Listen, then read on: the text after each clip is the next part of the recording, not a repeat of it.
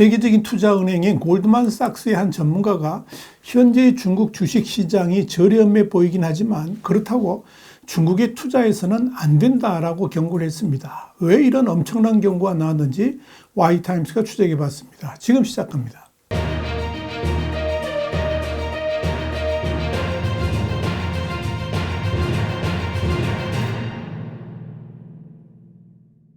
블룸버그는 현지 시간으로 5일 사르민 모사바르 라흐마니 CIO와의 인터뷰를 통해서 모든 고객들이 우리에게 중국의 주식시장이 저렴한 상황에서 다시 투자를 해도 되느냐 이런 질문을 하고 있지만 우리의 견해는 중국에 투자해서는 안 된다는 것이다 이렇게 밝혔습니다.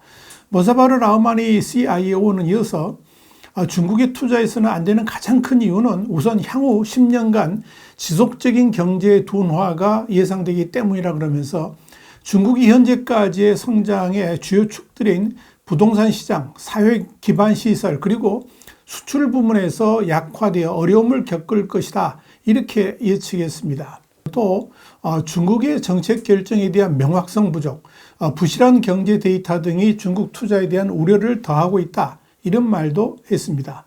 실제로 중국 공산당 지도부는 지난 1년 동안에 정보 보안의 중요성을 강조하고 통계국에서는 일부 실업 수치 공시를 중단했습니다. 또한 4일 개막한 중국 연례 최대 정치 행사인 양회의 마지막 날 수십 년 동안 관례적으로 해오던 총리의 내외신 기자회견마저도 중단할 것임을 밝힌 바 있습니다.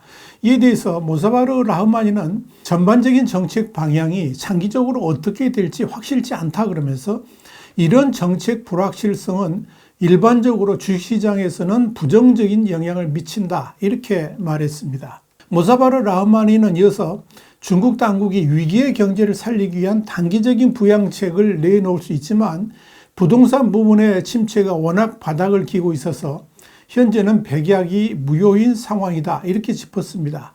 모사바르 라흐마니는 그러면서 중국이 공식적으로 발표하는 2023년 성장률 5% 정보 또한 실제 성장률보다 높여서 발표한 것이다. 그러면서 현재로서는 고객들이 중국으로 자금을 이동시키는 것을 권장하지 않는다. 이런 결론을 내렸습니다. 모사바르 라흐마니의 주장뿐만 아니라 양회에서 선언된 올해의 중국 경제 방향에 대해서 5% 안팎의 성장률을 제시했지만 시장은 큰 실망감을 보이면서 증시는 약세를 보였습니다. 블룸버그 통신에 따르면 5일 종가 기준 홍콩의 항생지수는 한 달여 사이에 최대한 2.61% 떨어졌고 홍콩에 상장된 중국 본토 기업들로 구성된 홍콩 H지수도 2.6% 하락했습니다.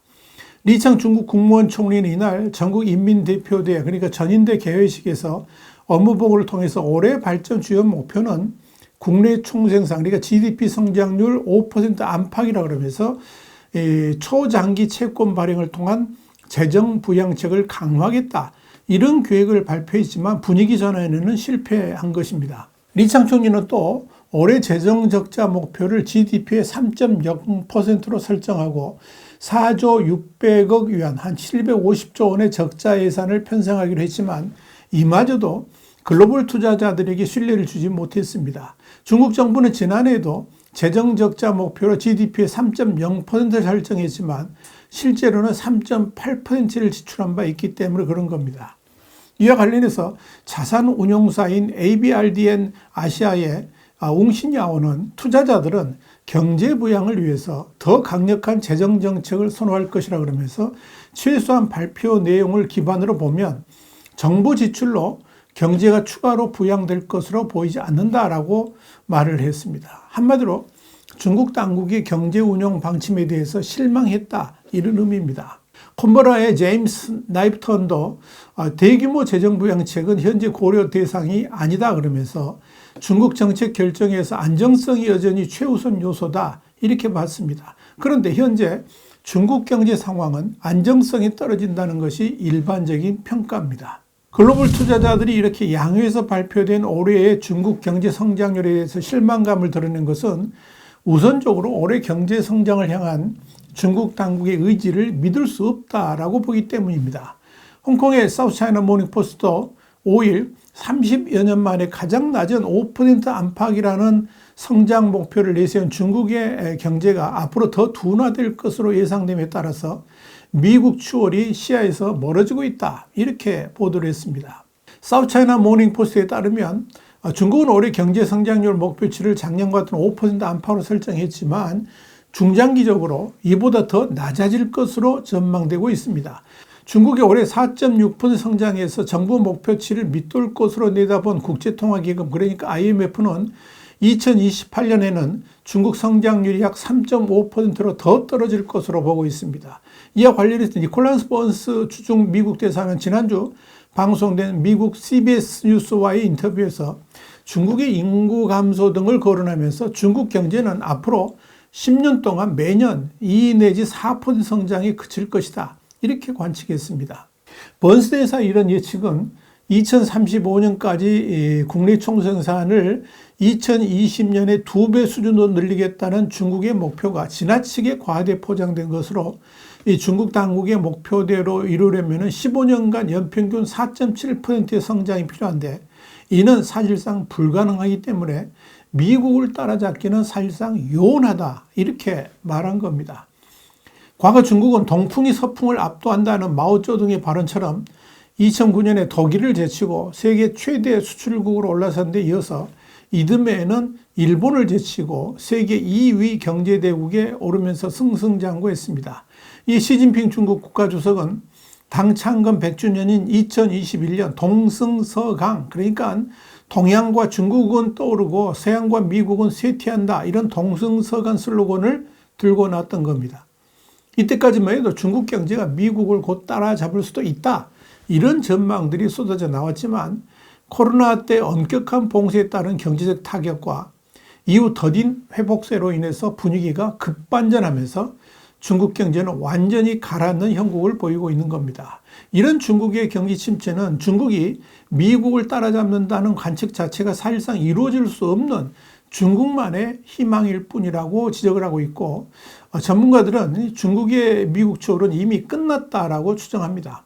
실제로 블룸버그와 세계은행 통계에 따르면 미국 달러 시장 환율로 환산한 미국 대비 중국의 GDP는 2023년에 65%로 뒷걸음질 쳤습니다. 이런 측면에서 미국 학계에서는 중국의 성장이 한계에 다다랐다는 피크 차이나, 그러니까 중국 정점론 담론이 득세를 하고 있는 겁니다. 제이크 설리번 미 국가안보보좌관도 지난 1월 말에 미국 경제가 왕자를 내려놓는 순간은 영원히 오지 않을지 모른다, 이렇게 말을 했습니다.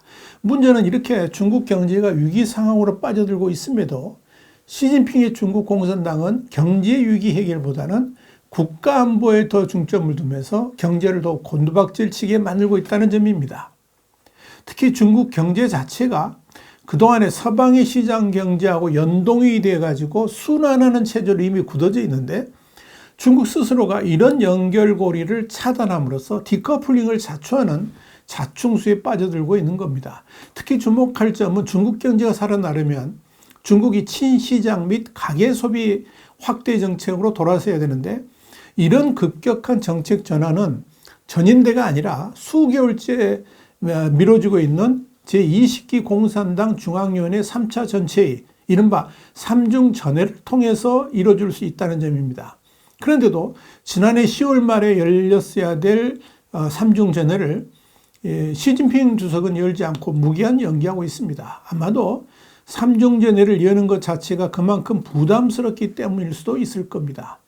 이렇게 시진핑의 중국 공산당은 경제를 살리려는 의지 자체가 보이지 않습니다. 아니, 어떻게 하면 중국 경제를 회복시킬 수 있는지 그 방안을 전혀 모르고 있는 듯 보이기도 합니다. 워낙 시진핑 권자 보호가 최우선인 정책을 펼치다 보니까 중국 경제 성장에 관련된 의제가 국가 안보의 하위 변수로 구석에 처박히면서 이런 굴곡진 경제 상황이 펼쳐지고 있는 듯 보입니다.